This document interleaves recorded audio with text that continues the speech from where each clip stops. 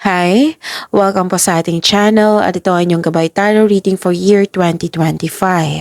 Tungkol po ito sa iyong ka-year-end money and love life. Please be reminded kung naka-resonate kayo, comment down. Kung hindi kayo naka-resonate, ibigay niyo po sa iba kasi general reading po ito. Maraming salamat po sa inyong patuloy na suporta at maraming salamat din po sa mga hindi nag-skip ng ads. Gamitin ang reading na ito bilang gabay lamang sa mga hindi pa nag-subscribe. Subscribe na po kayo at click bell notification para malaman nyo na may bago tayong video. Para sa mga gustong magpa-reading po, just comment link LINK at abangan ang aking reply. Kung may narinig kayo or may nakita kayong repeating message, meaning to say pinupush ng cards nyo yan, kasi ang ilan sa inyo hindi pa binigyan ng atensyon. Na kung maaari din po, bigyan nyo po ng solusyon at aksyon.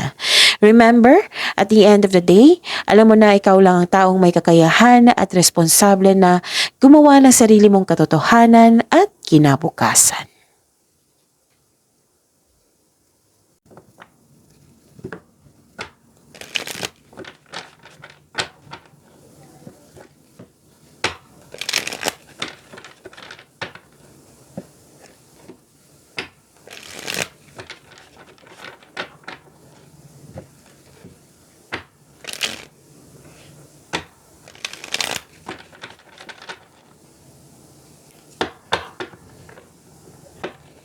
This is for you, Leo, ngayong 2025.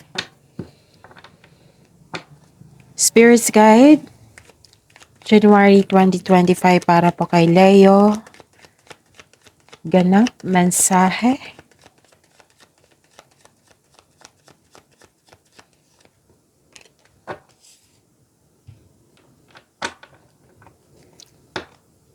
Okay.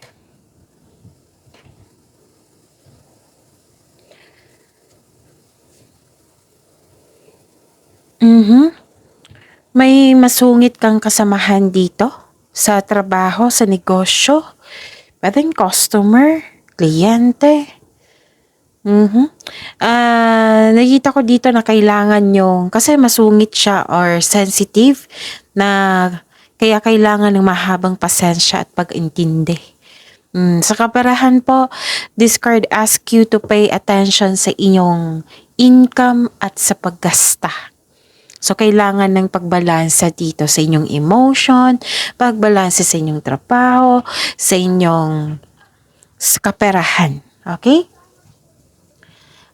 Sa buhay pag-ibig, if you're single, huwag pilitin na magbuo ng relasyon na hindi nakatadhana sa iyo. Huwag kayong mag-alala. The universe is working behind the scenes to bring romance into your life. So, trust the divine timing. May tao talagang nakatadhana sa iyo. Sa mga may relasyon sa buhay mag-asawa, may emotional intense na mangyayari. Ang taas ng trust level nyo sa isa't isa. This may lead to the next level sa inyong relasyon. May distraction lang dito. Oo, may connection kayo sa isang tao na nagkaroon ng unfair treatment. Oo. Or yun.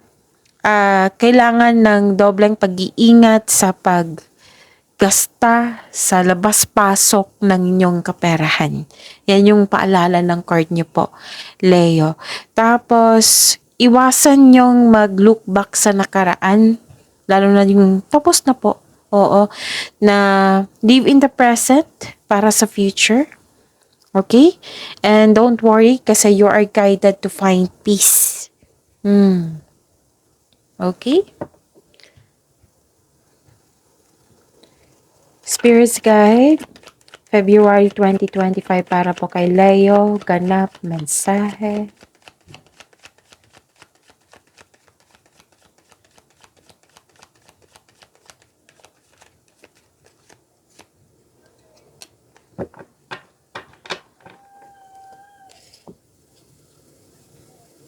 Okay. Nakikita ko dito, February 2025 po para sa inyo, Leo. Nakikita ko dito na nagbigay ka ng pasensya. This is choices and future plan. Isang bagong chance para sa paglago ng iyong buhay karera. Kaya, yun, kailangan ng kilos dito. At huwag kayong mag-alala, you are divinely guided. So, dalawang card na nagsabi niyan ha, January, February. You are divinely guided, Leo. Papasok kayo sa isang kasosyo sa negosyo or may magbigay ng puhunan sa iyo upang tulungan kang palakihin ng iyong mga idea at dalhin ng iyong mga plano sa susunod na antas. And importante dito na makinig kayo sa inyong intuition, lalo na nakikita ko dito na gagawa ka ng malaking desisyon. So, makinig sa inyong intuition. Ang sabi ng card niyo po dito, ang iyong buhay ay patuloy na yumayabong kapag sinunod mo yung spiritual path. Makinig sa inyong intuition, magtiwala sa inyong sarili, have faith sa universe. Have faith sa universe, explore new directions. Okay, so sa buhay, okay, may ambisyon o idea ang gustong gawin. This card asks you na maggawa ng plano para sa hinaharap. Mag-ingat lang sa pagiging mainipin, okay? Tapos may magsuporta talaga sa iyo. May magbibigay ng support sa inyo. Sa buhay pag-ibig, may ilan sa inyo kakapasok lang ng relasyon. Ilan din sa inyo nagpaplano kayong mag-travel. Ilan sa inyo magkakaroon ng travel for a romantic trip. Spirit's Guide, March 2025 para po kay Leo. Ganap, mensahe.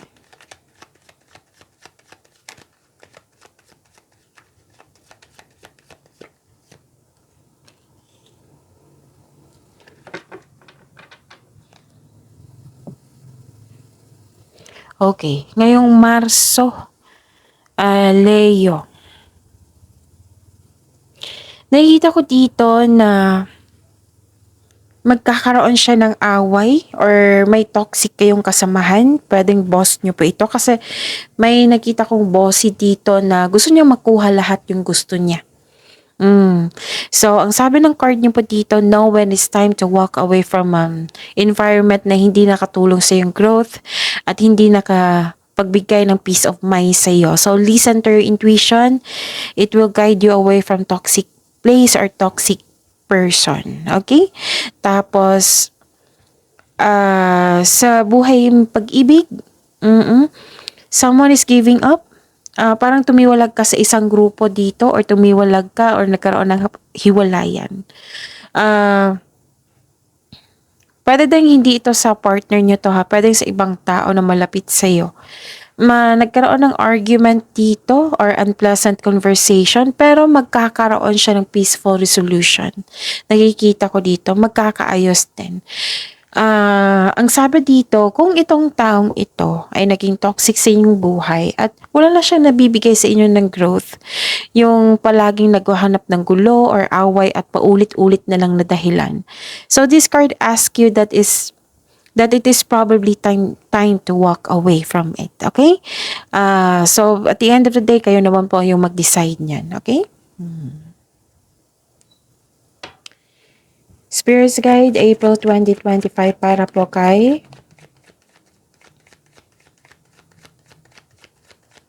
Leo. Mensahe, ganap, April 2025.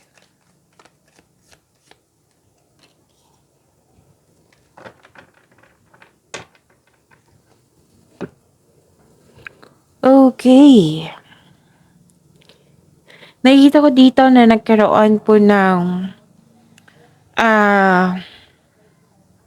hindi ibig sabihin na nagkamali kayo noon, magkakamali kayo ngayon. Kasi kukunin mo yung learnings mo sa nakaraan at yung wisdom message doon para ma-apply mo, magkaroon ng awareness. Okay? Mag-focus kayo sa pag-release ng past at mag-move forward kayo into a new and more successful period. Yes, acknowledge for your success is coming. Parating na po, may financial growth din na magkakanap. Tapos, sa buhay pag-ibig, accept your mistakes as well sa partner mo. So you can successfully let the past go. Maaari ring magpakita or may balak bumalik yung past person. Pwedeng dating mong kaibigan dog or ex mo. para humingi ng tawad sa'yo at mag-put ng closure. So, seek forgiveness in order to move forward. Okay? Iwasan nyo lang talaga mag-isip yung magkaroon ng stagnation kasi nag-isip kayo sa nakaraan.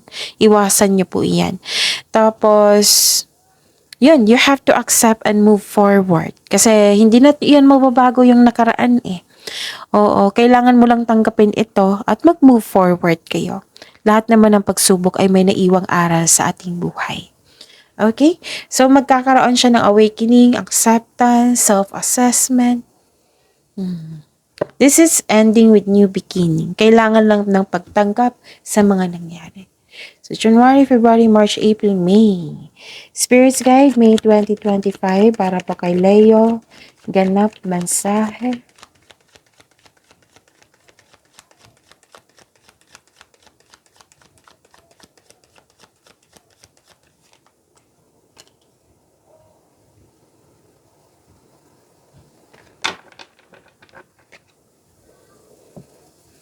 Okay. Nakikita ko dito yung mahigit pa sa success, nagkaroon ng victory. Okay? Nagkaroon ng victory, mas lumawak yung ambisyon sa buhay. Kung ikaw ay naghihintay ng sign to take inspired towards your goal, this is the sign. Parang gagawa kayo ng rules dito na kailangan masunod. Oo. Kampante ka na sa sitwasyon mo. Maari ngang may magbigay ng tulong sa inyo na very malaki ang kanyang influence eh. Pwedeng boss type ito. Basta may kaya siya na magbibigay siya ng tulong sa iyo. So, own your space with confidence. Mag-ingat lang kayo sa distraction kasi may tao ditong manloloko or self-centered. May toxic na tao eh. So, yun. Umiwas na lang po. Okay? Sa buhay pag-ibig, yun. Naging kampante kayo. Beware lang po kasi may nakita ko ditong manloloko or self-centered na tao na mabilis mag-react or defensive po siya na tao. Okay? Spirits Guide, June 2025 para po kay Leo ngayong Leo, June 2025. Mensahe, ganap.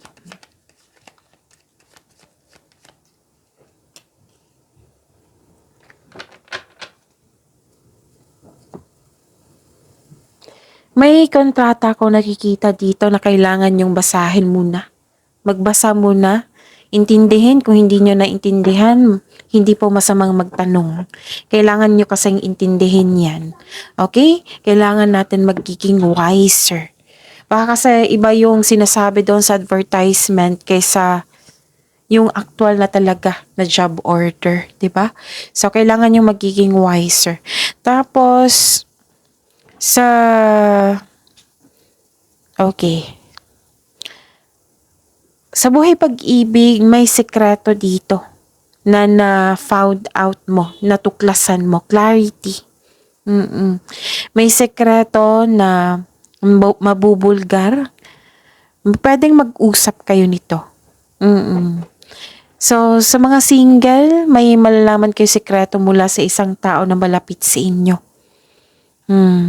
Kailangan nyo magpahinga dito at magdilay-nilay.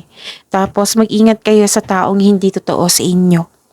May naulit po daw na nangyari na alam mo siya na may naulit naman. Ayaw mong bigyan ng attention, it might be busy kayo or ayaw mo lang talaga. Ang sabi ng card dito, hanapan nyo po daw ng solusyon. Bigyan nyo po ng solusyon para hindi na siya maulit. Okay? So, may nalaman kayong katotohanan. Kasi nakita ko naman dito na malakas ang inyong intuition. Spirits Guide, July 2025 para kay Leo. Ganap, mensahe.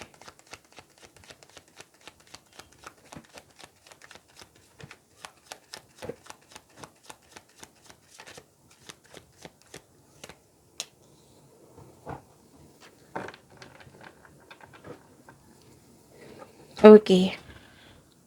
So, yun. Leo. Ano yung ganap sa July 2025?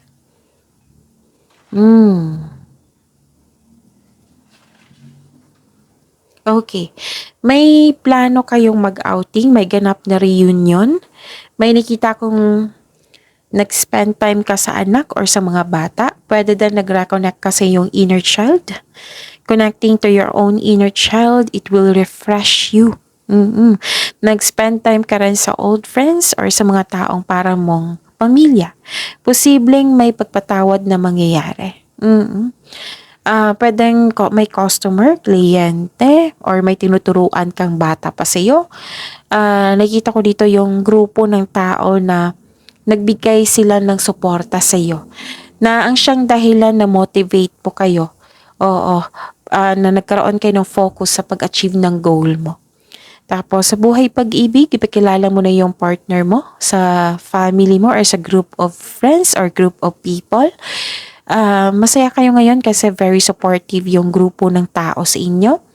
Kung single ka, may mamit kang tao na ma-open up mo yung about your past. Siguro ka-date mo ito or kaibigan mo na handang makinig sa iyo. Spirits Guide, August 2025 para kay Leo.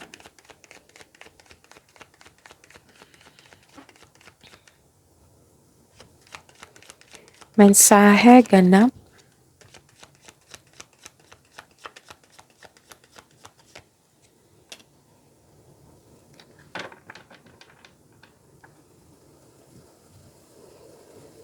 Okay. Nakita ko dito na nagkaroon po ng may parating na offer, new opportunity or proyekto na nagbibigay sa iyo ng excitement. Marahil ang iyong boss or amo or leader nag-o-offer sa iyo ng much needed support. Pwede din pagtaas ng posisyon o sweldo. Kung feeling mo stagnant ka, open your mind to the inspiration you need to make para ma-enjoy mo yung mga trabaho dyan. Okay? So, good news is on the way. Nakikita ko dito. Good news is on the way. May bago kang inspirasyon. So, sa buhay sa buhay pag-ibig para sa mga single, parating na ang ideal partner mo. So, take things slow, kilalanin nyo muna. Okay? Sa mga may relasyon sa buhay mag-asawa, may aminan dito May magsasabing, may aamin tungkol sa kanyang sikreto. Pwedeng proposal din ito. Mag-ingat lang po kasi may distraction dito na disappoint ka sa isang tao kasi nag-promise siya sa iyo na hindi niya tinupad. Oo, na yung expect ka talaga tapos hindi niya binigay sa iyo yung promises niya. Yung may tao dito na biglang nagbago. So yun. May tao rin dito na hiningan mo ng tulong pero tinanggihan ka kaagad, hindi siya handang magbigay ng tulong sa iyo. So that is distraction. So be ready. So focus kayo sa makontrol nyo, huwag kayo mag-focus sa hindi nyo makontrol. So sana tayo, July, August, September. Spirits Guide, September 2025 para po kay Leo. Mensahe, ganap.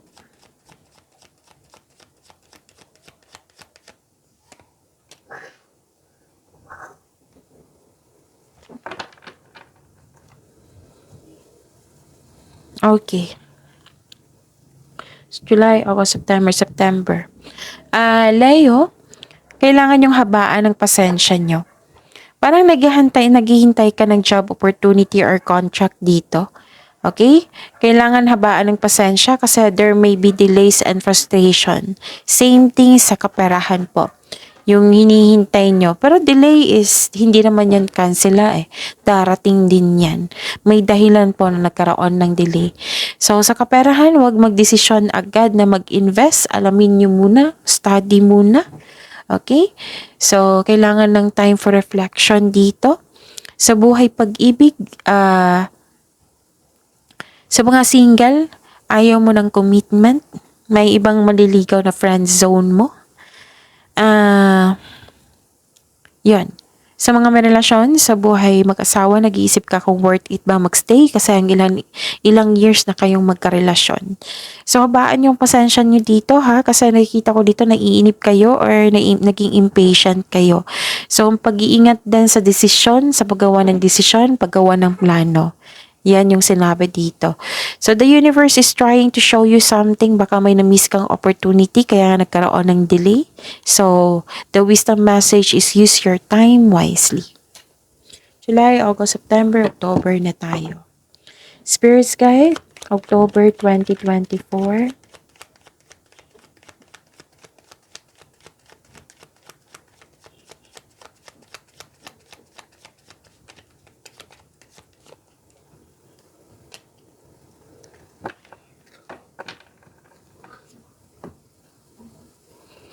Okay. Nakikita ko dito na nagkaroon ng anxiety or pag-alala. Nag-overthink kayo, worried, stress. Pero, nakikita ko dito na tinutulungan mo yung sarili mo. Na nag-decide kayo na ayaw mo na mag-overthink, kakayanin mo yung sitwasyon.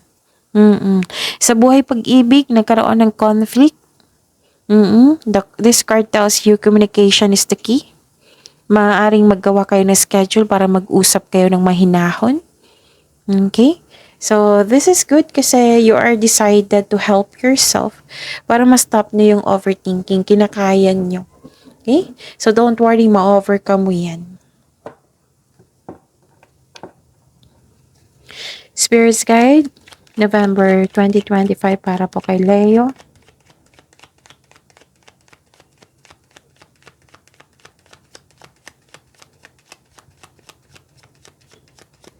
Mensahe ganap po.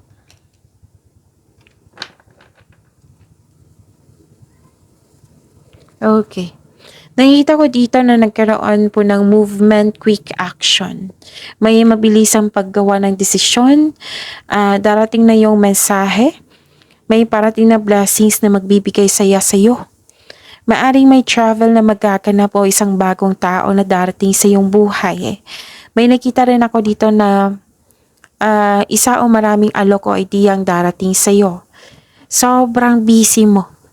Sobrang busy sa mga gawain. May parating na exciting new opportunities, financial stability, nagkaroon ng abundance sa kaperahan mo. Sa buhay pag-ibig, may parating na romantic partner na papasok sa iyong buhay ngayong November 2025. Ilan sa inyo excited? May matatanggap kayong event invitation or may nag-ask sa'yo ng date. May ilan sa inyo mamimit mo yung partner mo through travel. Okay?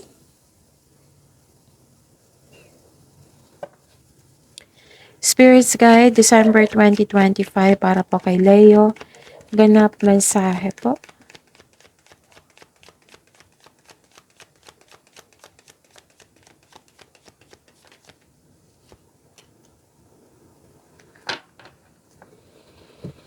Okay. Nag-decide ka dito na nindigan ka at naging honest ka sa iyong sarili.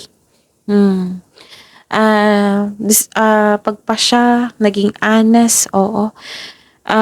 Humingi ng tulong mula sa iyong trustworthy co-worker or taong same kayo ng business industry at saka na makagawa ka ng diskarte sa iyong kaperahan at layunin. Okay? Magaling kang gumawa ng desisyon. Nanindigan ka dito sa iyong paniniwala. You are now focused on your logical at katwiran kaysa umasa sa iyong emotion. So this card asks you to trust to your intuition, okay? Sa buhay pag-ibig, may kapareha kang trustworthy, matalino who chooses reason over emotion. Okay? Baari din ito yung parating sa inyo sa mga single. Ang relasyon na ito,